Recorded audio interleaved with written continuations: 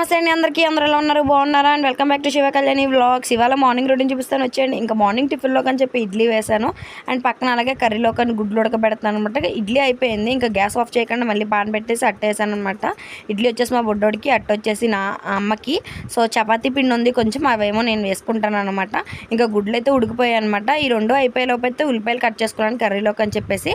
ఈ క్లీన్ పొట్టు తీసుకున్నాం కదా, దీన్ని ఇలా పడేయక్కర్లేకుండా దీన్ని వాటర్ వేసి కొంచెం కంపోస్ట్ లాగా మొక్కలకి యూస్ చేసుకోవచ్చు. మొక్కలు చాలా బాగా పెరుగుతాయి అనమాట. గుడ్ షెల్స్ అవి కూడా వేసాను అనమాట నేను. సో అట్ట అయితే అయిపోయింది. ఇంకా చపాతీలు కూడా చేసాను, అవి కూడా కాల్ చేసుకోవడమే.